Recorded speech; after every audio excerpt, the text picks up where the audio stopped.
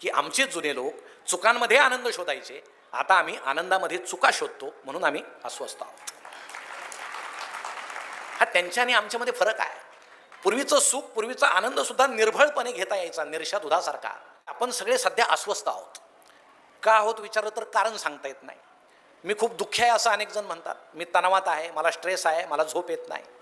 याचे कारणं जर शोधायला गेले तर जुना काळ आपल्याला पाहावा लागेल. जुन्या काळी काही मनोरंजनाचे साधनं नव्हते. मला आठवतं आमच्या गावामध्ये रामलीला यायची आणि आजी मला ती रामलीला पाहायला घेऊन जायची. एक महिनाभर ती रामलीला चालायची. त्यामध्ये सीतेचं काम करणारा एखादा देखणा पुरुष असायचा, कारण त्यावेळेस नाटकात स्त्रियांनी काम करू नये असा दंडक होता. म्हणून एखादा देखणा सुंदर पुरुष सीतेचं काम करायचा आणि तो पुरुष असलेला परवडायचा, कारण रावण प्रत्येक प्रयोगाला त्याला पळून न्यायचा आणि ते पुरुष असल्यामुळं पुन्हा आणून सोडायचा. त्यामुळं रामलीला महिनाभर छान चालायची. रामलीलाचा प्रयोग संपला की त्या रामाच्या लक्ष्मणाच्या पाया पडायला अशी रांग लागायची. मग आजी मला एके दिवशी त्या रामाच्या पाया पडायला अशी रांगेत घेऊन उभी राहिली. मी शेजारी पाहिलं, रावण एकटाच उभा होता. म्हटलं हा सुद्धा देवासारखा दिसतोय, याचे पाय मोकळे आहेत, याच्या पाया पडलं तर काय अडचण आहे.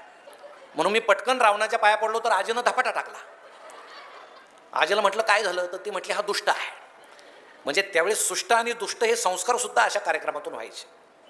गंमत अशी, हेच राम लक्ष्मण झालेले माणसं दिवसा पीठ मागत, धान्य मागत गावात फिरायचे. त्यावेळेस त्यांना दारात सुद्धा कोणी उभं करत नव्हतं, पण रात्री वेश घातल्यानंतर मात्र त्यांच्या पाया पडायला रांग लागायची. याचं कोढं मला त्या बालपणात अजिबात उलगडलं नाही. याचा अर्थ माणसानं जर बनावट रूप घेतलं तर लोक त्याला फसतात, खऱ्या रूपाला मात्र मानत नाही. ही समाजाची रीत आहे. त्या रामलीलानं आम्हालाही शिकवलं. नाटक आमच्या गावात एकदा आलं. दुसरं काही मनोरंजनाचं साधनच नव्हतं. प्रचंड गर्दी नाटकाला. आम्ही असे लहान होतो, आम्ही असे पुढे बसलेलो नाटक पाहायला आणि मागे गाव बसलेलं सगळं. नाटकामध्ये असं दृश्य होतं, त्या नायकानं त्या खलनायकावर असं पिस्तूल रोखलेलं होतं. आता त्यावेळेस ते दिवाळीतलं पिस्तूल असायचं, टिकल्यांचं. हे गावठी पिस्तूल वगैरे नव्हते, ते आत्ता आले. आणि तो नायक त्या खलनायकाला असं म्हटलं की मी तुला आता गोळी घालून ठार मारतो. हे माईक वगैरे असं काही तंत्रज्ञान नव्हतं त्यावेळेस. गंमत अशी होती की नायकानं असं म्हणायचं मी तुला गोळी घालून ठार करतो, आणि मागून पडद्यामागून एकानं फटाका वाजवायचा, असं ते दृश्य होतं. नायकानं ते पिस्तूल असं रोखलं आणि तो खलनायकाला असं म्हटलं आता मी तुला गोळी घालून ठार मारतो. पावसाळ्याचे दिवस असावेत, मागच्याला फटाकाच पेटेना. एक काडी, दोन काडी, काडीपेटी संपली तरी फटाका पेटेना. आता हा नायक पिस्तूल धरून कंटाळला. खलनायक काहीतरी आवाज झाल्याशिवाय मारायचं कसं, तोही उभा. आम्ही लहान मुलं आ वासून उभे. मोठ्यांना वाटलं पिस्तुलात काहीतरी बिघाड झाला, गोळी सुटेना. अहो 5 मिनिटं यातच गेले. डायरेक्टरच्या लक्षात आलं काहीतरी घोटाळा झाला. त्यानं हळूच पडद्या खालून असा सुरा सरकवला आणि तो नायकाला असं म्हटलं आज जरा अडचण आहे, यानं मार म्हणे. आता नायकच तो हुशार होता. त्यानं ते पिस्तूल फेकून दिला आणि तो त्या खलनायकाला असं म्हटला तू इतका दुष्ट आहेस, तू गोळी वाया घालण्याच्या सुद्धा लायकीचा नाहीस, आज मी तुला सुऱ्यानं मारतो. म्हणून त्यानं पिस्तूल फेकून दिलं. सुरा असा घेतला आणि असा तो उगारल्याबरोबर मागून आवाज आला ठो. खलनायक हसत खाली कोसळला. नायक सुद्धा हसायला लागला. आम्ही हसायला लागलो, सगळं गाव हसायला लागलं. पण दुसऱ्या दिवशी या चुकीची बातमी कुठं वृत्तपत्रात आली नाही. त्याचं कारण असं होतं की आमचे जुने लोक चुकांमध्ये आनंद शोधायचे, आता आम्ही आनंदामध्ये चुका शोधतो, म्हणून आम्ही अस्वस्थ आहोत. हा त्यांच्या आणि आमच्यामध्ये फरक आहे. पूर्वीचं सुख, पूर्वीचा आनंद सुद्धा निर्भळपणे घेता यायचा, निरशा दुधासारखा. आता आम्हाला ती सवय नाही. रेडिओसारखं साधन होतं पूर्वी. रेडिओला सुद्धा लायसन होतं, आमचे जुने लोक सांगतील. काहीतरी पैसे भरावे लागायचे तेव्हा रेडिओ सुरू असायचा. आणि सगळ्या गावाला मिळून एक रेडिओ सुद्धा पुरायचा, कारण ते बगलेत रेडिओ टाकला, मोठा आवाज केला की गावभर फिरलं की सगळ्या गावाला ते गाणं ऐकू यायचं.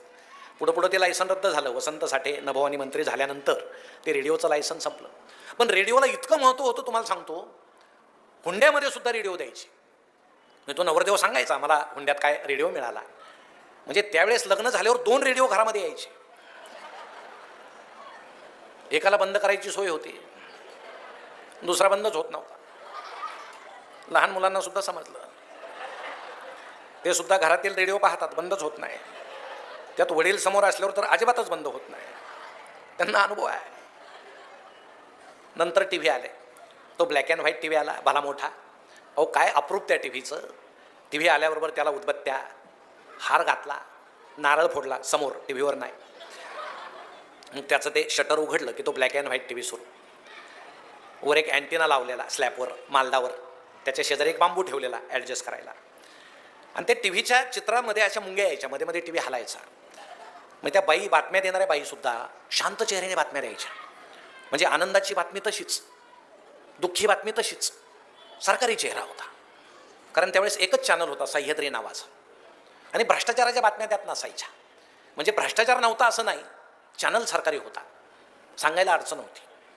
आता खाजगी चॅनल्स आहेत, उद्या होणार आजच सांगतात, उद्या 10 कोटीचा होणार आहेत, ब्रेकिंग न्यूज वगैरे. त्यावेळेस तसं नव्हतं.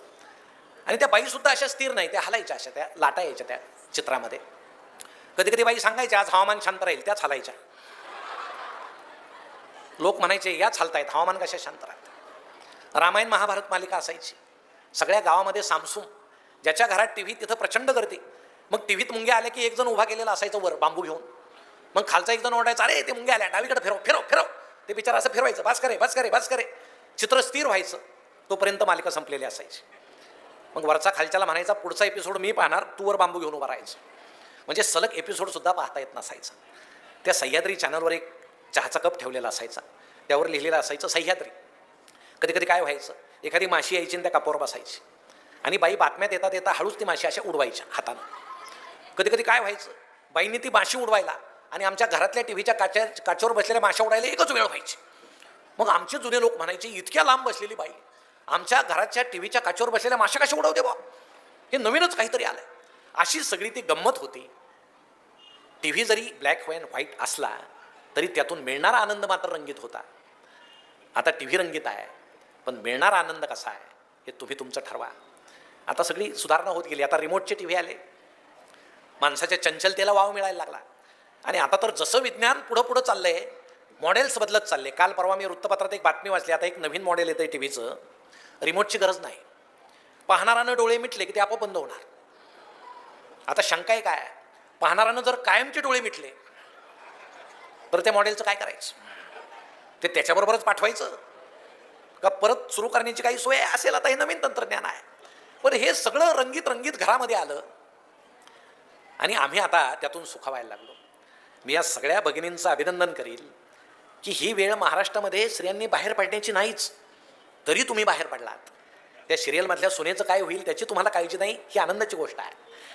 नाही तर महाराष्ट्रामध्ये 7 वाजले की आमच्या सगळ्या भगिनी प्रवचनाला बसल्यासारख्या टी व्ही समोर बसतात. मग 7ला ती सिरियल सुरू होते, एक सासू एक सून, त्यांच्यासारखेच दिसणारे 1-2 पुरुष, तो गोंधळ सुरू होतो. मग 3-4 स्त्रिया एकत्र येतात, या सुनेचा आता कसा काटा काढायचा. मग ते लहान मुलगीसुद्धा बसून पाहते की सासू नावाचा प्रकार खूप दुष्ट असतो, मोठं झाल्याबरोबर पहिला काटा या प्रकाराचा करायचा. तिच्या मनावर सुद्धा संस्कार होत जातात. आणि आमच्या बाई इतक्या तल्लीन होतात तो टी व्ही पाहताना, एका मागोमाग सिरियल, अशी स्मरणशक्ती वाढत जाते. कुठलं पात्र कुठं सगळं आमच्या लक्षात राहतं. तुमच्याच बाबतीत नाही, आमच्या घरात हेच आहे. मी एकदा कार्यक्रम उरकून घरात गेलो, त्यावेळेस कुंकू नावाची मालिका सुरू होती, तुम्हाला आठवत असेल, खूप सुंदर मालिका होती. आमची सौ ती कुंकू मालिका पाहण्यात इतकी दंग होती की तिला घरामध्ये खरं कुंकू आल्याचं सुद्धा समजलं नाही. मालिका संपल्यावर त्यानं मला विचारलं काही हवंय का. म्हटलं आधी त्या कुंकवाचं वाटोळ होत्या, मग आमच्याकडे पहा. आम्ही कुठं जाणार आहोत, आम्ही इथंच येणार आहोत. म्हणजे पूर्वी स्त्रिया पुरुषांना विचारायच्या इतके वेळ कुठं होतात, आता 9पर्यंत विचारतच नाहीत. घरात या बसा, तुमच्याकडे आमचं लक्षच नाही, कधी या, आम्हाला ते टी व्हीतले पात्र महत्त्वाचे. एवढं कमी की काय, म्हणून आम्ही आता जेवायला सुद्धा टी व्ही समोर बसतो, कारण ते मालिका चुकायला नको. मग आई ते सगळं आणते स्वयंपाकाचं, मग मुलगा इकडे मुलगी इकडे, हे बाबा बिचारे बसतात आपले नाईलाजानं तिथं, आंबट चेहऱ्यानं पाहतात, कारण मग तसं जेवायलाच मिळायचं नाही अशी परिस्थिती आहे. मग बसतात तिथे, मग आई भाजी वगैरे वाढते. मग आणि नेमका जेवायला सुरुवात केली की अक्षय कुमार येतो. टॉयलेट कशानं धुवावं,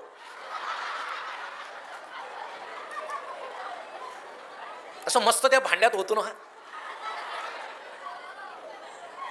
मग आई बाबांना म्हणते यानं फार स्वच्छ निघतं, उद्या घेऊन या, थोडी भाजी वाढू का तुम्हाला. बाबा तर घाबरूनच जातात, कुठल्या भांड्यातील भाजी याचा भरोसाच नाही. त्याच्यामुळं बरेचसे पुरुष बाहेर जेवतात, हे लक्षात ठेवा तुम्ही. असं झाल्यामुळं घरात जर अशी भांडी दिसली तर ती जेवणच बाहेरून येतात. परंतु आमचा मुलगा शेजारी मुलगी शेजारी, त्यांच्या मनावर काय संस्कार या टीव्हीचे होत असतील, काय आमच्या मालिका आहेत. एका गोजीरवाण्या घरात काहीच गोजीरवानं नाही, सगळं लाजीरवानंच आहे. उलट एका लाजीरवाण्या घरात नाव दिलं पाहिजे. सगळे प्रेमाचे त्रिकोण, प्रेमाचे संबंध, काय संस्कार आमच्या मुलामुलींवर होत असतील. आम्ही म्हणतो छत्रपती घडले, लहान आमचा बाल शिवाजी घडला जिजाऊनं शिकवण्यामुळं घडला. जिजाऊ त्यांना महाभारतातल्या गोष्टी सांगायची, कसा भीमानं पराक्रम केला. रामायणातल्या गोष्टी सांगायची, कसा रामानं पराक्रम केला. तेव्हा त्या बाल शिवाजीच्या मनात स्फुल्लिंग पेटत गेलं की आपण सुद्धा शूर पराक्रमी होऊन या मुघलांविरुद्ध लढलं पाहिजे. हे त्या बाल शिवाजीच्या मनात ते स्फुल्लिंग बालपणी रुजलं जिजाऊनं सांगितल्यामुळं. आताची जिजाऊ काय शिकवते आमच्या बाल शिवाजीला? तो लहान मुलगा आईला विचारतो, ते व्ही पाहता पाहता, आई ती मनोरमा काल शंकरच्या घरात होती, आज कुठं असेल? आई म्हणते बावळट लक्ष देत नाही, आज ती मनोहरच्या घरात असेल. मग असे संस्कार जर मुलांवर टी व्ही पाहता पाहता होत असतील तर काय करायचं हा फार मोठा प्रश्न आहे. म्हणून मी तुमचं अभिनंदन करतो की तुम्ही सगळ्या सिरियल सोडून इथं आला म्हणजे तुमच्यामध्ये जिजाऊंचा अंश आहे आणि तुम्ही शिवाजीला घडवू शकता. घडवण्याचा तरी प्रयत्न आम्ही करू शकतो. हे सगळं कमी होतं म्हणून की काय मोबाईल आले. मोबाईल कशाला आले? पटकन माणसांनी कामं करायचे मोबाईलवर आणि मग बाकीचे कामं करायला मोकळं व्हायचं. आता माणसं काय करतात? इतर कामं पटकन करतात आणि मोबाईलवर भरपूर वेळ बसतात. मोबाईलचे फायदे सुद्धा आहेत, पण आम्ही त्याच्या वापरावर कसं तो वापरतो यावर सगळं आहे. त्यामध्ये इंटरनेट आलं, सगळं जग आलं. आम्ही ते खिशात ठेवलं म्हणजे सगळं जग आमच्या खिशात आलं. पण माणसाचे चेहरे मात्र जगाला पारखे झाल्यासारखे दिसायला लागले. प्रत्येकाचं व्हॉट्सअप आहे, असलं पाहिजे. चांगले संवाद त्यावर होतात. गंमत काय होते, एखादी भली मोठी पोस्ट येते लांबलचक, न वाचता पुढं पाठवून द्यायची, पोस्टमनगिरी करायची. तू वाच नाही तर नको वाचू. एखादी कविता आली छान, कवीचं नाव काढायचं, आमचं पेस्ट करायचं, पुढं पाठवून द्यायचं. नवीन कवी निर्माण होतो. म्हणजे पूर्वी व्यक्त कोण व्हायचं? विचारवंत व्यक्त व्हायचे, चांगलं बोलणारे माणसं व्यक्त व्हायचे, ज्याच्याकडे काहीतरी कृती आहे तो व्यक्त व्हायचा. आता विचार कोण होतं? ज्याच्याकडे अँड्रॉइड मोबाईल आहे तो विचार व्यक्त करतो. कधीही करतो. रात्री 1:30 वाजता उठा, माणसं व्यक्तच होतात. काय व्यक्त होतो बाबा? सगळं जग झोपलेलं असताना. आमचं पूर्वीचं घर आठवा. उठल्याबरोबर काय व्हायचं? जर आई बाबा मुलगा आणि मुलगी त्या घरात जर असेल, उठल्याबरोबर वडील आधी स्नान करायचे आणि पोथी वाचायला बसायचे, दासबोध वाचायचे, रामायण वाचायचे, ज्ञानेश्वरी वाचायचे. आमची आई तुळशी वृंदावनासमोर उभी राहून तुळशीला पाणी घालायची. आमच्या घरातील ताई सगळं अंगण झाडून घ्यायची, सारवायची आणि आमचा दादा व्यायाम करायचा. हे पूर्वीच्या घरातलं चित्र होतं. आता चौघे उठल्याबरोबर काय करतात? मोबाईल पाहतात. जगाची काळजी आहे, काय झालं असेल? मग रात्री कोणतरी गेलेला असतो, त्याचा फोटो असतोच. हे रात्री गेले, पहिलं काम त्यांना श्रद्धांजली व्हायची पहाटच. मग 1-2-3 फुलं टाकायचे, 5-6 टाका, फुकटच आहेत. भावपूर्ण श्रद्धांजली, टाकले फुलं. त्याच्या खाली लगेच दुसरा एखादा फोटो येतो, वाढदिवस, त्याला तेच फुलं टाकायचे. गेला तरी तेच, आला तरी तेच. त्यात भावना नाही, काही नाही. असं आमचं सुरू होतं. आईकडे पाहायचं नाही, वडिलांकडे पाहायचं नाही. कुठेतरी 200-300 किलोमीटर दूर असलेल्या मित्राला मैत्रिणीला मेसेज पाठवायचा, गुड मॉर्निंग, आणि पुन्हा रिप्लायची वाट पाहायची. परत मेसेज काय येत नाही. तो मेसेज द्यायच्या अवस्थेत आहे की नाही याचंही भान आम्हाला नसतं आणि आम्ही अस्वस्थ होत जातो. असे सगळे प्रकार सुरू झाले. प्रत्येकाचं फेसबुक अकाउंट आहे, असलं पाहिजे. तोंडाला फेस येऊस तर माणसं फेसबुक खेळतात. बरं, आपला चेहरा चांगला नसेल, एखादा चांगला चेहरा त्यावर टाका, काय होतं? रिक्वेस्ट जास्त येतात. प्रत्यक्ष पाहिल्यावर बेशुद्ध पडायची वेळ येते. असे चेहरे टाकतात. आणि जागतिक चिंतेची आम्हाला सवय लागलेली आहे आता फेसबुकमुळं. आमच्या भगिनीने एक काम करा, उद्या स्वतःचा फोटो टाका फेसबुकवर आणि खाली एकच वाक्य लिहा, मला सर्दी झाली, टाकून पहा. एवढंच टाका. अहो, जगभरातून तुम्हाला तासाभरात हजारो कमेंट्स येतील. मॅडम अमुक गोळी घ्या, मॅडम याची वाफ घ्या, त्याचा काढा प्या, हा मलम लावा. आणि घरात बायको शिंकत फिरते, हा तिच्याकडे पाहत सुद्धा नाही. म्हणजे फेसबुकवरच्या कोण अनोळखी बाई, तिला सल्ले, मॅडम अमुक गोळी घ्या, तमुक मलम लावा. अरे शेजारी बघ ना बाबा, बायको शिंकते, तिला एखादी गोळी आणून दे ना. जागतिक दुःख. आमच्या तरुण मुलांची सख्खी बहीण लग्नाची आहे, त्याचं दुःख नाही. ऐश्वर्या रॉयचं लग्न झालं, यांना फार दुःख झालं. त्या दिवशी देशातले निम्मे तरुण जेवलेच नाही आणि निम्म्यांनी अभिषेक केला, हिचा संसार सुखाचा हो. आता ती त्याच्याशी लग्न करणार नव्हती तर तुझ्याशी करणार होती का नाही?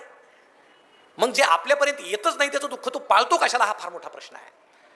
म्हणून एका चांगल्या साधनाचा आम्ही अति वापरानं वाटोळं केलेलं आहे, त्या मोबाईलचं. त्यामध्ये आम्ही हरवून गेलेलो आहोत. अहो, माणसं विनोदाच्या पुढे गेलेली आहेत. एक मनुष्य व्हॉट्सअप खेळता खेळता चुकून स्वतःच्या घराऐवजी शेजाऱ्याच्याच घरात गेला. तिथल्या ताई टी व्ही पाहत होत्या. त्यांना वाटलं आपले हे आले, हे बसले सोफ्यावर व्हॉट्सअप बघत. त्या घराचे खरे मालक आले फेसबुक खेळत आणि यांना पाहून मोठ्यानं ओरडले, सॉरी मी चुकून तुमच्या घरात आलो. आता हे विनोद सुद्धा कमी पडतात की काय, इतका वापर आता त्याचा आमचा सुरू झालेला आहे. आमची आई वापरते, वडील वापरतात, लहान मुलगा वापरतो, मुलगी वापरते, वाईट काही नाही. पण त्यामध्ये अनेक चांगल्या गोष्टी आहेत, आम्ही ते वापरतो का? मुलं ऑनलाईन अभ्यास करण्यासाठी मोबाईल मागतात, ते काय पाहतात मोबाईलवर हे आम्ही पाहतो का? आमचं लक्ष असतं का? अहो, पूर्वी वडील घरी यायचे, लहान पोरगं धावत जायचं, बाबा आले, बाबा त्याला उचलून घ्यायचे. काय बाप लेकाचे अशब्द अव्यक्त तिथं प्रेम व्यक्त व्हायचं आणि आई पाहायची. बाबा दिवसभर घराबाहेर आहेत, आता किती एकमेकावर प्रेम करतायत. आता सुद्धा पप्पा येतात, पोरगं धावत जातं, पप्पा आले पप्पा आले, पप्पा त्याला उचलून घेतात, हे त्यांच्या खिशातला मोबाईल घेतात पळून जातं. म्हणजे आता ज्याच्या खिशात मोबाईल नाही त्या पप्पाकडे मुलं येतील की नाही इथपर्यंतची अवस्था कठीण झालेली आहे. आणि ही कठीण आम्ही केलेली आहे. म्हणून यातून कुठेतरी आम्ही सावध होणार की नाही हा फार मोठा प्रश्न आहे. आम्ही अस्वस्थ होतो, बेचैन होतो, त्या एका साधनामुळे आम्ही बेचैन होतो. म्हणून कुठली गोष्ट किती वापरावी, पूर्वीचे मनोरंजनाचे साधनं आत्ताचे नको तितकं जे अफाट आमच्या अंगावर धावून आले ते आम्ही किती वापरावं हा फार मोठा प्रश्न आहे. आणि हे सगळं जर नाहीच करायचं असेल तर शिक्षण आम्हाला फार महत्त्वाचं आहे. पण आमचं आजचं शिक्षण आमच्या आयुष्यामध्ये आलेलं संकट नाकारायला मदत करतं का? जसं आमच्या महाजन सरांचे विद्यार्थी आज त्यांच्या जीवनामध्ये आलेलं संकट खंबीरपणे आत्मविश्वासाने टाळू शकतात, इतकी हिंमत त्या शिक्षणानं महाजन सरांनी त्यांच्यामध्ये भरलेली आहे. पण आमचं बाहेरचं शिक्षण काय सांगतं माझं आहे. अहो कमी मार्क्स पडले तर किती दुःखी होतात पालक. आता प्रत्येक पालकाला असं वाटतं जे मी झालो नाही ते माझा मुलगा झाला पाहिजे. नाही, आता काल परवा तो 12वीचा निकाल लागला, आम्हाला समजलं आमचा एक मित्र खूप रडतोय का त्याच्या मुलाला खूप कमी मार्क्स पडले, म्हणून आम्ही त्याच्या घरी गेलो सांत्वनाला. आता ही नवीन सांत्वनाची जागा झालेली आहे, फळं वगैरे न्यायची नाही, तसंच जायचं. मग मित्र रडत होता, त्याची बायको रडत होती, आणि आता आईबाप रडतायत म्हणून आपल्यालाही रडावं लागेल म्हणून पोरगंही रडत होतं. आम्ही गेलो, मित्राच्या कानात मी एकच वाक्य बोललो, मित्र शांत झाला, आम्हाला चहा वगैरे केला, आम्ही निघालो. काय बोललो मी मित्राच्या कानात? त्याला मी एवढंच सांगितलं की बाबा कधी कधी अनुवंशिकतेचा सुद्धा परिणाम असतो, पण ते आम्ही लक्षातच घेत नाही. मुलाला इतके पडलेच पाहिजे. तुम्हाला किती पडले होते? पटकन मुलांना जर विचारलं तुम्हाला किती पडले होते, आमचा काळ वेगळा होता. कसला वेगळा होता? तुम्ही आत्ता असते तरी काही चाललं नसतं. पण आम्ही मुलांना ते दाखवत नाही, आम्ही त्यांना फसवतो, त्यांच्या बालमनाला फसवतो. आमचं मराठी शाळेतलं शिक्षण पहा, मोठी गंमत आहे. आता परीक्षा नाही, शिक्षकांना अवांतर काम आहे, सगळ्या शिक्षण पद्धतीची अशीच गंमत झालेली आहे. मग आता ती नोंदवही आहे. नोंदवही म्हणजे काय? प्रगती पुस्तक नाही. आता लहान मुलं असतील त्यांना माहीत असेल, त्यांचे सर नोंदवहीवर त्यांच्या मॅडम नोंदवही भरतात. हा मुलगा चांगला क्रिकेट खेळतो, डाव्या हातानं चेंडू टाकतो, बॅटिंग चांगली करतो, ही मुलगी छान चित्र काढते, अशा नोंदी आहेत. पण प्रशासनाचा आदेश असा आहे की नकारात्मक नोंदी करायच्या नाही, मुलाच्या बालमनावर परिणाम होईल. नोंदी चांगल्या करायच्या, सकारात्मक करायच्या. एकदा गंमत अशी झाली की वर्गामध्ये एका मुलानं दुसऱ्याची कंपात चोरली. आता गुरुजींना वाटलं याची नोंद कशी करायची, असं तर लिहिता येणार नाही, हा चोर होणार आहे. त्यांनी मुख्याध्यापकाला विचारलं, म्हणे असंच झालं भाऊ, याची नोंद कशी करू? मुख्याध्यापक म्हटले तुमचा वर्ग आहे, तुम्ही पाहून घ्या, काही अनुदान वगैरे आलं तर मी आहे म्हणे, त्यांचं ते कामच असतं. मग गुरुजी म्हटले नोंद कशी करायची, हा चोर होणार आहे असं तर लिहिता येणार नाही, म्हणून त्यांनी शांतपणे सकारात्मक नोंद केली त्या मुलाची. सदर हो मुलाला मित्राच्या वस्तू संग्रहित करण्याचा छंद आहे. आता हीच वही जर 8वीच्या मॅडमकडे गेली आणि त्यांनी जर वाचलं अरे याला मित्राच्या वस्तू संग्रहित करण्याचा छंद आहे, आपण याला प्रोत्साहन दिलं पाहिजे, तर त्यांची पर्स सुद्धा जागेवर राहणार नाही, अशी परिस्थिती आहे. पण आमचं हे असं शिक्षण सुरू आहे. आमचा असा मुलगा जातो शिकायला माध्यमिकमध्ये, हे संस्कार करण्याचं वय आहे, पण आमचा माध्यमिकचा अभ्यासक्रम अजून जुनाचा आहे. सरांनी जर मुलाला विचारलं एखाद्या राष्ट्रपती राजवट कधी लागते, आणि तो जर असं म्हटला रात्री लागते आणि पहाटे उठते, तर काय करायचं? चूक द्यायचं की बरोबर द्यायचं? सर जर म्हटले तर चूक आहे, तर मुलगा म्हणेल सर तुम्ही चुकताय, तुम्ही TV पाहत नाही. रात्री राष्ट्रपती राजवट लागते, पहाटे मुख्यमंत्र्यांचा शपथविधी होतो आणि नंतर राष्ट्रपती राजवट उठते. म्हणजे राष्ट्रपती राजवट ही रात्री लागते आणि पहाटे उठते. पण आमच्या पुस्तकात तसं दिलेलं नाही, कारण आमचा अभ्यासक्रम जुना आहे. आमचे सर सांगतात 18 वर्ष पूर्ण झाल्याशिवाय मतदानाचा हक्क प्राप्त होत नाही. एखादी निवडणूक असते, मुलगा बापाकडे लक्ष ठेवून असतो, 5 वाजले तरी आपला बाप मतदानाला का जात नाही? यांना 18 पूर्ण व्हायला काही मिनिटं बाकी आहेत का? आपल्याकडचं खरं मतदान तर 5 नंतर सुरू होतं.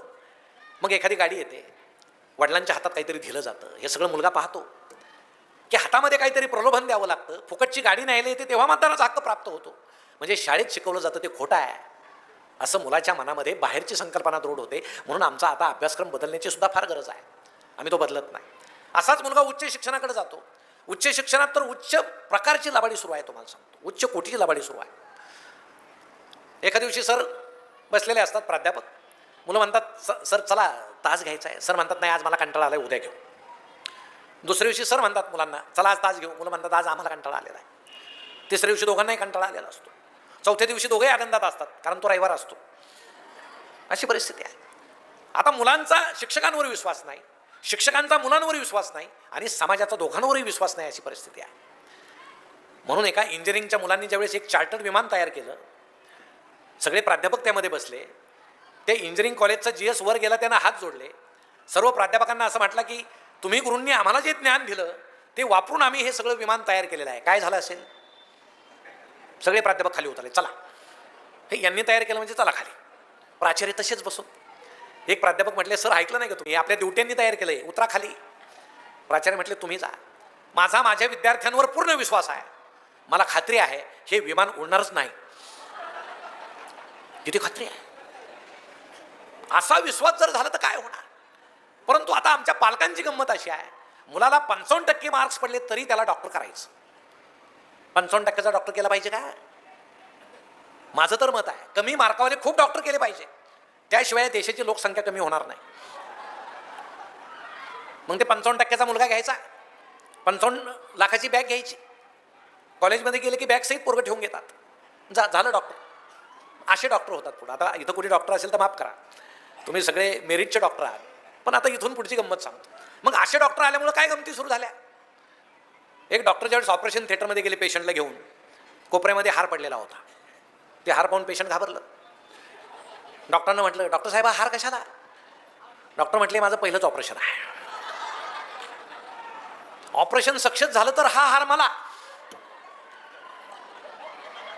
नाही झालं तर तुला. वाया जाणार नाही. गमतीच आहे. अहो जुना काळ काय असा होता का? मला आठवतं आमच्या गावामध्ये, माझ्या गल्लीमध्ये एकच डॉक्टर होते, डॉक्टर बेंदूरकर. वर त्यांचा दवाखाना होता माडीवर आणि जिनेवर पाटी होती. डॉक्टर बेंदूरकर दवाखाना, वर जाण्याचा रस्ता. त्यामुळे वर गेलेला पेशंट खाली येईलच याचा भरोसा नसायचा. तरी आम्ही जिवंत आहोत. सरकारी दवाखाना होता. मग आजीनं मला एकदा सरकारी दवाखान्यात नेलं. असे 5-6 पेशंट उभे, सरकारी डॉक्टर असे खुर्चीवर बसलेले. सरकारी डॉक्टरांचं एक वैशिष्ट्य असतं, हात न लावता त्यांना समजतं किती ताप आहे. स्टेथोस्कोप न लावता समजतं धडधड किती आहे. त्यांनी दुरूनच ओळखलं, असं आहे, ठीक आहे. एक बरणी ठेवलेली होती टेबलवर, अशा पांढऱ्या गोळ्या होत्या त्यामध्ये. अशी मूठ भरून गोळ्या द्यायच्या प्रत्येकाला. धर. घरूनच काचेची बाटली न्यायची औषध आणायला. त्यावेळेस काय अशा औषधाच्या बाटल्या नसायच्या, काचेची बाटली न्यायची. ड्रम होता लाल औषधाचा, भाडकन होतायचे. हे डॉक्टर किती चमचे? चमचे कशाला? पे. किती ड्रम भरलेत? एक्सपायरच होणार आहेत, पे.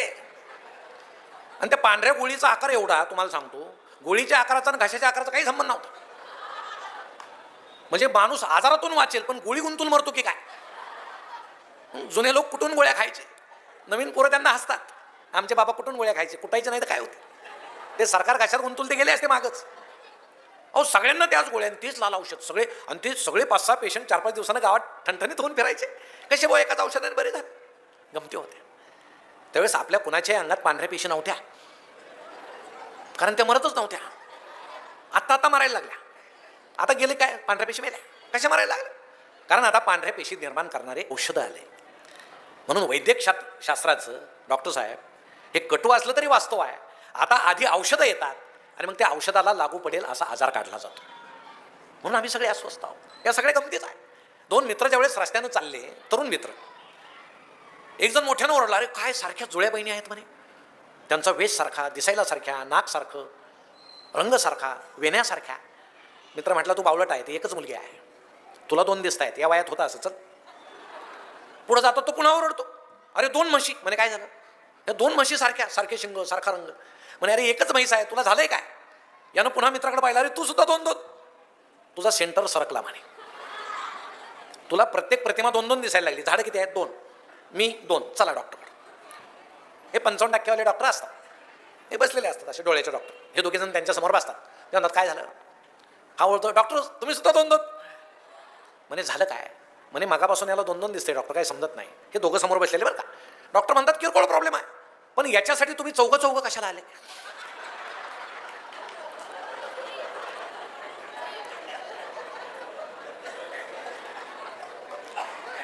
आता असं जर व्हायला लागलं काय करायचं मोठा प्रश्नच आहे. परंतु होतंय, हे कुठेतरी होतंय. म्हणून आता पालकांनी, अहो त्या कोट्याला महाजन सर 30 का 32 मुलांनी एका वर्षात आत्महत्या केल्या. तुम्हाला मुलांना नेमकं करायचंय काय? त्यांचं बालपण तुम्ही कोमेजून टाकता, होरपळून टाकता. त्यांच्यामध्ये काय कला आहे ते पहा. ते जर छान चित्र काढत असतील तर त्यांना ब्रश आणून द्या, त्यांना कॅनव्हास आणून द्या. ते चांगलं खेळत असतील त्यांना बॅट आणून द्या. तुम्ही अस्वस्थ होऊ नका. आमच्या मुलाच्या अंगामध्ये काय क्षमता आहे ते ओळखा. जसं मी मनोबलमध्ये पाहिलं, कोणामध्ये काय क्षमता आहे ती ओळखायची. आणि क्षमता म्हणजे तरी काय असतो? आपल्या प्रत्येकात क्षमता आहे. विचार करा, आपल्या पायात पेटके आलेत, आपण थकून गेलोय आणि रस्त्यानं चाललोय. आता कधी कोसळेल याचा भरोसा नाही असं वाटतंय, आणि समोरून एखादा कुत्रा असा दाबडा वासून अंगावर धावून आला, काय होईल? आपण धावत सुटू. कारण आपल्यातली क्षमता त्यावेळेस जागी होते धावण्याची.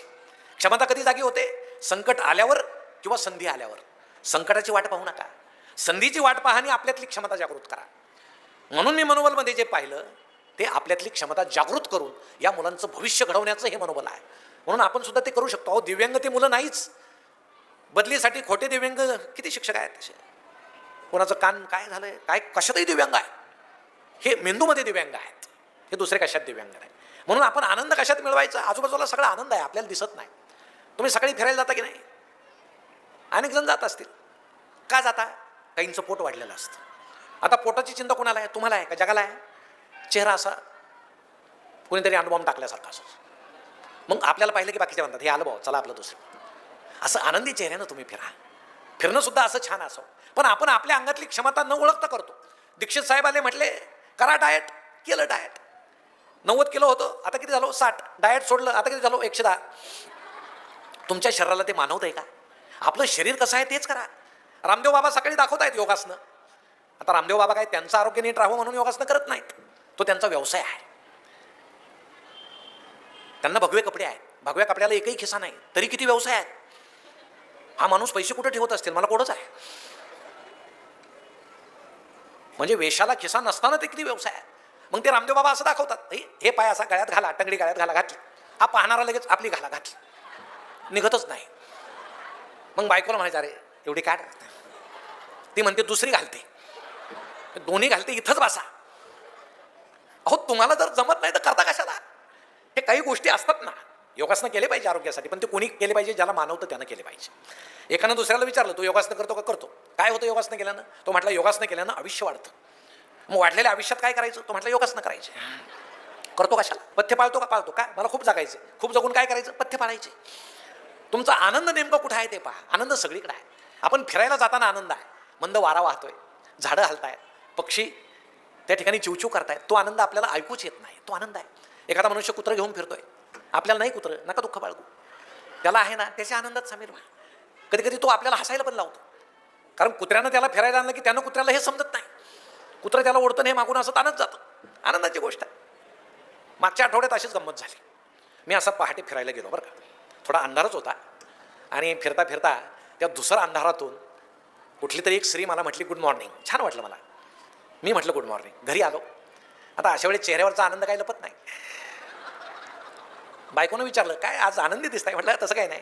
नाही सांगा सांगा काय झालं? म्हटलं नाही, मग कुणीतरी स्त्री मला भेटली आणि ती गुड मॉर्निंग म्हटली. ती म्हटली मीच होते. लगेच चेहरा पडला बा. मग तिनं हा प्रश्न विचारला, कुणातरी स्त्रीनं गुड मॉर्निंग म्हटल्यावर आनंद होतो, बायकोनं म्हटल्यावर का होत नाही? जरा विचार करा. विचार करण्याचाच विषय आहे. आनंद कशात आहे? आम्ही मोबाईल खेळतो, आम्ही जुनं साहित्य वाचतच नाही. अहो, जुने लोक किती छान वाचायचे. राम गणेश गडकरी, श्रीपाद कृष्ण कोरटकर, पु ल देशपांडेंपासून किती आनंदाच्या गोष्टी होत्या. गडकरी तर बोलता बोलता विनोद करायचे. राम गणेश गडकरींचा भाऊ एकदा झोपला, सकाळी उठला त्यावेळेस त्याच्या उशीखाली विंचू निघाला, आणि तो घाबरून म्हणाला गडकरींना माझ्या डोक्याखाली विंचू निघाला. गडकरी म्हटले दगडाखाली दुसरं काय निघणार आहे? दोघंही हसायला लागले, विनोद झाला. गडकरींनी एका साहित्यिकांवर काहीतरी लिहिलं, साहित्यिक संतापले. दुसऱ्या दिवशी मॉर्निंग वॉकला समोरासमोर आले. गडकरी त्यांना म्हटले नमस्कार. साहित्यिक म्हटले मी मूर्खाशी बोलत नाही. गडकरी म्हटले मी बोलतो ना. किती छान विनोद होता. आम्ही या सगळ्या गोष्टींना मुकलेलो आहोत, कारण आम्ही वाचत नाही. म्हणून महाजन सर, तुम्ही जी वाचन चळवळ चालवली ना, 10वी नापास झालेला तुमचा प्रकाशक आहे, आणि तो इतके छान पुस्तकं काढतोय. म्हणजे कुठल्याही गोष्टीला शिक्षणाची गरज नाही, अक्कल पाहिजे, बुद्धी पाहिजे, अनुभव पाहिजे. आम्ही वाचतच नाहीत. आणि शिक्षकांवर माझा आरोप आहे, शिक्षक तर वाचतच नाहीत, वेळच नाही. 4 शिक्षक ज्यावेळेस एका शिक्षकाच्या घरी गेले चहाला, भिंतीवर साने गुरुजींचा फोटो होता. एक शिक्षक त्या फोटोकडे असं पाहायचे जरा दुःखी नजरेनं. म्हणून त्या घरातल्या शिक्षकांनी यांना विचारलं काय पाहताय? यांनी विचारलं वडील कधी गेले? ते म्हटले वडील नाही, हे साने गुरुजी आहेत. अहो, दया पवार कवी आहे की लेखक हेच आम्हाला अजून माहीत नाही, पण ही परिस्थिती फार वेगळी आहे. यातून आम्हाला बाहेर यायचं असेल तर या गोष्टी केल्या पाहिजे, जे जुने लोक सकसपणे करायचे. पण आम्ही विसरतो. अहो जुना काळ पुन्हा एकदा आठवा, किती सकस होता नाही का? मला आठवतं आपण दप्तर घेऊन जायचो शाळेमध्ये. कशाचे दप्तर असायचे याला मुलांना माहीतही नाही. सुफला युरियाच्या गोण्या असायच्या आणि आम्ही त्याचे ब्रँड ॲम्बेसिडर्स होतो. विजारीला मोठमोठे टी सारखे ठिगळं असायचे. आणि कपडा फाटलेला असला की आई जाऊ देत नव्हती. आई म्हणायची थांब बाळ, ती अशी रफू करायची बारीक सुईनं. आमच्या ताईचा फ्रॉक कुठं फाटलेला असेल आई म्हणायची थांब, विरलेला असला तरी कपडा फाटलेला नको. ती बारीक सुईनं असं रफू करायची. मुलं तुला हसतील, गुरुजी तुला हसतील, तसं जाऊ नको. कारण पूर्वी कपडा फाटला की प्रतिष्ठा जायची. आता काय, चांगली पॅन्ट 1000ला आहे, फाटलेली 2000ला आहे. ती फाडून शिवतात की शिवून फाडतात कळायला मार्गच नाही. काल परवा मी पुण्यामध्ये गेलो होतो एका गॅदरिंगला, कॉलेजला. एक पोरापुरींचं टोळकं येताना दिसलं. असं बॉम्ब स्फोटात उद्ध्वस्त झाल्यासारखं दिसत होतं माझं. कोणाच्या इथं फाटले, कोणाच्या इथं फाटले, कोणाच्या पॅन्टीत गोळ्या शिरल्यात. आणि आई सुद्धा सांगते, ती मधली नाही का ती इथं फाटलेली, ती माझी मुलगी आहे. काय प्रतिष्ठा आहे, फाटल्याला प्रतिष्ठा आली. हा असा कसा काळ आहे. नवीन मुलं म्हणतात आमचा काळ बिघडलेला नाही, जुन्यांचं कामच आहे असं म्हणायचं. नवीन मुलं बिघडलेले आहेत, आम्ही बिघडलेलो नाही. तुम्ही बिघडलेले नाही, पण या काळाबरोबर तुम्ही वाहत जाऊ नका, प्रवाह पतित होऊ नका. कुठंतरी टीव्हीत सिनेमात आम्ही ते फाटलेलं पाहिलं, आम्ही घालायला लागलो. अहो त्यांना निर्माते कपडे देतात, तुम्ही तुमचे वडील घेतात, ते तुम्हाला घ्यावे लागतात. जरा आईवडिलांकडे आपल्या पहा. आता आमची नवी आई त्या मानानं चांगली आहे, सधन आहे. आमची जुनी आई 4-4 तुकड्याचं लुगडं नेसायची, रानात जायची. 4-4 तुकड्याचं. बाथरूममध्ये असा साबणाचा तुकडा दिसला की मुलं काय म्हणतात, आई नवा साबण दे. आई देते नवा साबण. तो तुकडा कुठं जातो, मुलं विचारतात का तुकडा कुठं जातो. अहो तो तुकडा तुमचे वडील लावतात. कारण माझ्या मुलाला जर शिकायचं असेल तर मला काटकसर करावी लागेल असं त्या वडिलांना वाटतं. कुठल्या तरी त्या मोबाईलमधल्या सिरियलमधल्या स्त्रिया पाहून पाहून आता आमच्या तरुण मुलांना आमची आई सुद्धा कुरूप वाटायला लागली. पण मित्रांनो, या जगात सगळ्यात सुंदर कोण असेल तर ती आपली आई आहे.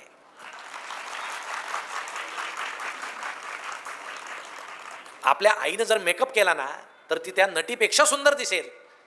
पण तुम्ही उपाशी माराल, कारण तिला मेकअप करायला वेळ नाही. तुमचं पोट तिला भरायचं आहे. तुम्ही 6 पॅक मिळवा, नटनट्या काय त्या नटासारखे सलमान खान वगैरे असे मिळवा, काही अडचण नाही. पण ते मिळवण्याआधी रानात जाऊन आपल्या उघड्या अंगाच्या बापाला एकदा पहा, त्याचे किती हाडं बाहेर आले, कोणासाठी आले. शाळेमध्ये तास सुरू असताना आपलं जर लक्ष लागलं नाही ना, 2 मिनिट डोळे मिटा आणि फक्त आपले आई वडील आठवा, तुमचं आपोआप लक्ष लागेल ते आपल्यासाठी काय करतायत. पण आम्ही आपलं ब्लँकेटच्या आतून आता चॅटिंग करतोय, ब्लँकेटच्या आतून.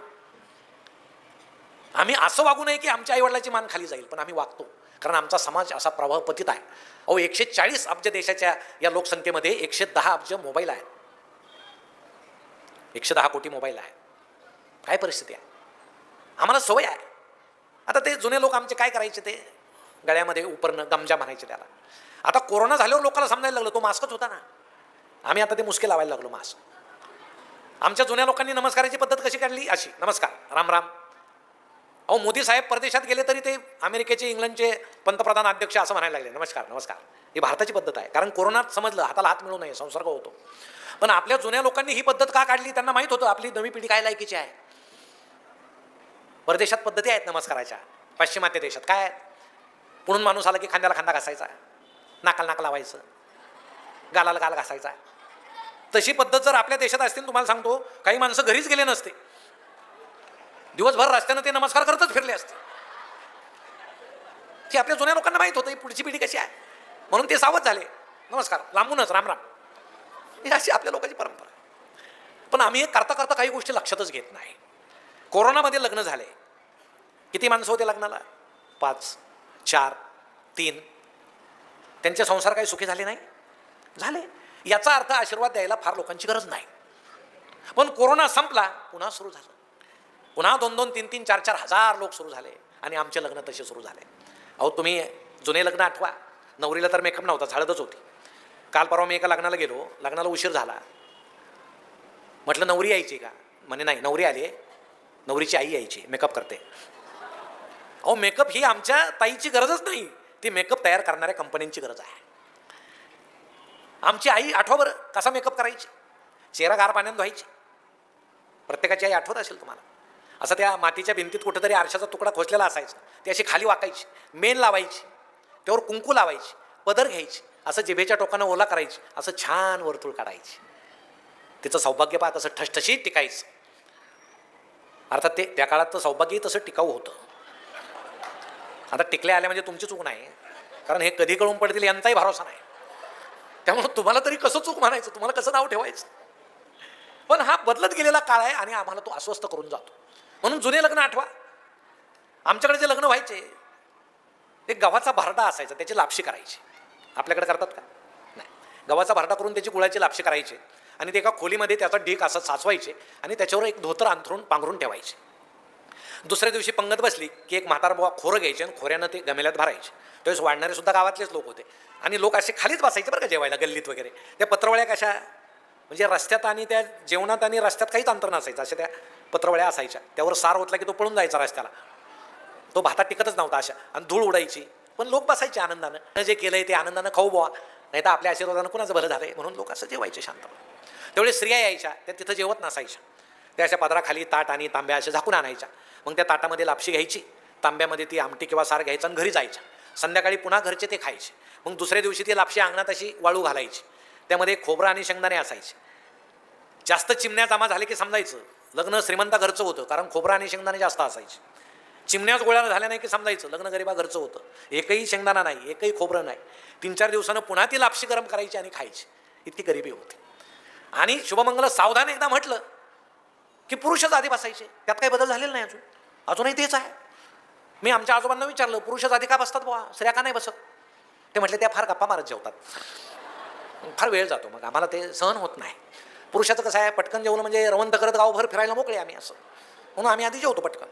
मग ते म्हातारबुवा ते लापशी वगैरे, आणि एक म्हातारबुवा त्या पंक्तीत फिरायचे बरं का. ते कशासाठी फिरायचे ते लक्षात घ्या. शेवटची पंगत जर मोठी बसली, त्यावेळेस काही मोबाईल नव्हते, ते पळत जायचे आत आणि त्या लापशीच्या ढिगाजवळ जे आजोबा असायचे त्यांना म्हणायचे, अरे पंगत तर फार मोठी बसली, आता लापशी पुरल का? नाही पुरायची. मग गाव आपल्याला नावं ठेवेल, यांच्या लग्नात लापशीसुद्धा पुरली नाही, काय खरं आहे, कशाला लग्न करताय?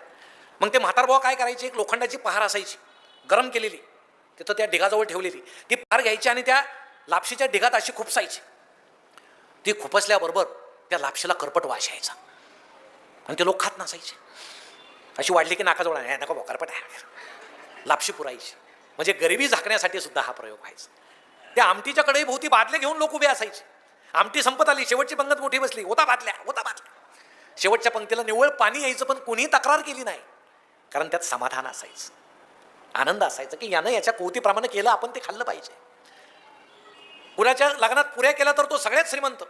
मग आम्हाला आश्चर्य वाटायचं, त्यावेळेस काही केटरर्स नव्हते, मग एवढ्या पुऱ्या कोण करायचं? तर आमच्या गल्लीतल्या साऱ्या म्हाताऱ्या बाया त्या कढईभोवती बसायच्या, अशा पुऱ्या जिथं करायच्या त्या कढईभोवती. आणि तरुण स्त्रिया काय करायच्या, त्या पिठाचे उंडे असे छोटे छोटे उंडे करून द्यायचे की ते म्हाताऱ्या काय करायच्या, गुडघेवर केलेले असायचे. एक उंडा घ्यायच्या, गुडघेवर ठेवायचा उंडा, अशी जोरानं थाप मारायची आणि कढईत फेकायची. त्याला गुडघापुरी म्हणायची. सगळ्या पंक्तीला माहीत होतं गुडघापुरी आहे, पण कोणी नाक मुरडलं नाही. हा एखादी मोठी पुरी आली तर एखादा म्हणायचा, अरे हौसाबाईची दिसते वगैरे असं, पण तो खायचाच, कारण त्यात आनंद असायचा. आता आमचा तो आनंद सगळा हरवून गेला. ते अंतरपाठ धरतात ना, अजूनही धरतात. मी विचारलं एका जुन्या लोकांना, ते अंतरपाठ का धरतात बुवा? ते म्हटले, जुन्या काळी कसं होतं, फोटो वगैरे नव्हते, अल्बमचा विषय नाही. बाप घरी यायचा आणि मुलाला सांगायचा, हे तुझं लग्न जमलं बरं का त्या मुलीशी, तिचा फोटो नाही, मुलगी पाहिलेली नाही, काही नाही. म्हणजे लग्नानंतर एकमेकाला पाहिलेली माणसं आहेत जुने. आणि मग काय व्हायचं, पाहिलेलं नसायचं एकमेकाला. मग नवरदेव इकडे उभा, त्याला त्या मुंडावळे वगैरे भली गर्दी असायची त्याच्या चेहऱ्यावर, नवरी त्या बाजूला पाशिंग वगैरे बांधलेलं, आणि मध्ये ते अंतरपाठवाले असे ते दुष्ट होते बरं का, ते एकमेकाचा चेहरा दिसूच देत नव्हते, असे ताणून धरायचे. मग सगळे एकदा ते मंगल अष्टक झाले की अंतरपाठ खाली केलं की एकमेकांना पाहिजे, अरे हाय काय असं, पदरी पडलं, पवित्र झालं. तो म्हणायचा, तू का? इलाजच नव्हता, असे लग्न व्हायचे म्हणून अंतरपाठ धरायचे.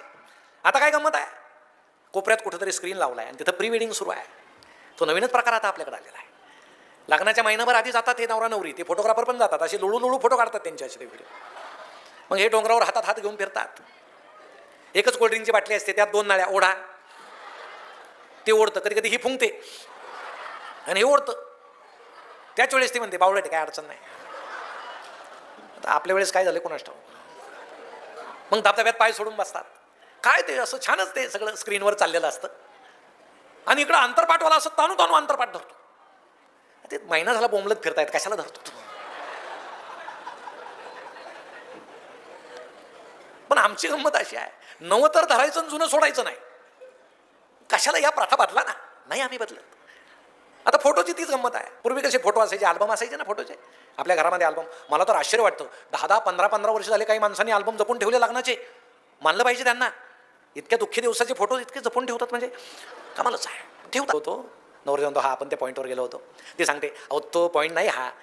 मग हा सांगतो अगं हा तोच पॉईंट आहे. तो नाही का तू घोड्यावर बसले आणि घोडं खाली बसलं. तो गंमतच आहे. ते पाहुण्यामुळे थांबायचं म्हणायला बरं का. असं म्हटलं की पाहुण्याबरोबरच निघून जायचं. मग त्याचं अल्बम असायचं. आता ते सगळं गेलं. आता काय स्पेशल इफेक्ट आलेले आहे. आता तो असं 2 दिवस झाले, 2-3 दिवसानं तो एकदा ते CD वगैरे आली की मोठा स्क्रीन आणि त्यावर ते सगळं कुटुंब बसतं असं आणि ते लावतात भाऊ व्हिडिओ. असा नवरदेव असा कबुतरासारखा, त्याला पंख वगैरे असं स्पेशल इफेक्ट. इकडं नवरी चिवचिव चिमणीसारखी अशी, दोघं आभाळात चोचीला चोच. हा वा वा.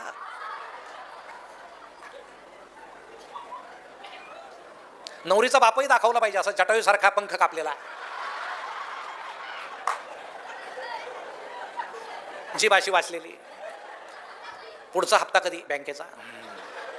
तेच कशाला, तुझी क्षमता नाही तर कशाला खर्च करून लग्न करतो. आम्हाला हौस आहे. कोरोना संपला आणि आम्ही पुन्हा सुसाट सुटलो. मग मुलीला आनंदानं वाटं लावण्याच्या नादामध्ये संपूर्ण कुटुंब जर दुःखी होत असेल तर तुम्ही कशासाठी करताय. आता मुलींनी एक लक्षात घ्या, माझ्या तरुण बहिणींनी, तुम्हीच आता वडिलांना सांगा हुंडा द्यायचा असेल तर माझं लग्न करू नका. आता मुलांना गरज आहे लग्नाची, तुम्हाला नाही. आम्ही फार अडचणीत आहोत सध्या. त्या सोलापुरात मोर्चा निघाला होता काल परवा नवरदेवांचा, म्हणजे लग्न न झालेल्या मुलांचा. पाशिंग बांधून घोड्यावर त्यांची संघटना झाली. आता लग्न न झालेल्या तरुणांची, आमचे लग्न करा, आमचे लग्न करा. सामाजिक प्रश्न झाला आता तो. आता मुलींनी घाबरायचं नाही. आता काही दिवसांनी अशी गंमत होईल, 4-5 मुलीच एखाद्या मुलाला पाहायला जातील आणि ते चहा घेऊन येईल असं. मग एखादी मुलगी विचारेल तोंडात काय आहे. थुंकतो हा, थुंक बाबा, सरळ उभा राहून दाखव. गमतीच आहे. हे दिवस आता बदलले. आम्हाला चांगले दिवस आले म्हणून आम्हाला आमच्या ताईंचं अभिमान वाटतो. तुम्हाला खूप चांगले दिवस आले. अहो इतके चांगले दिवस आले, आमच्या नगरमध्ये आता पुरुष हक्क समिती स्थापन झाली. म्हणजे पूर्वी स्त्री हक्क समित्या होत्या, आता पुरुष घाबरायला लागले, आमच्यावर अन्याय व्हायला लागले. हा पूर्वीचा काळ तसा कठीण होता ना. ते जयवंत दळवींच्या कादंबरीत तुम्ही जर वाचलं तर ते सांगतात आमची एकत्रित कुटुंब पद्धती होती आणि जे स्वयंपाकघर होतं तिथं अंधार होता. म्हणजे आलेल्या पाहुण्यांना स्त्रियांचा चेहरासुद्धा दिसत नसायचा. आणि मग जेवायला सुद्धा कसे बसायचे, संध्याकाळी सगळ्यात ज्येष्ठ माणूस आधी बसायचं. मग वयानं कमी कमी असे सगळ्यात शेवटी लहान मुलगा असे एका रांगेत जेवायला बसायचे. मग सगळ्या स्त्रिया वाढायला यायच्या अशा डोक्यावर पदर घेऊन. त्यावेळेस साड्यांना पदर होते, अशा यायच्या त्या पदर घेऊन सगळ्यांना वाढायच्या. मग दळवी सांगायचे आमरस केलेला असलं की माणसाचे भुरूक भुरूक पिऊन टाकायचे. मग माझ्या आईला तर आमरस खूप आवडायचा आणि मला भीती अशी वाटायची आईला आमरस राहणार नाही.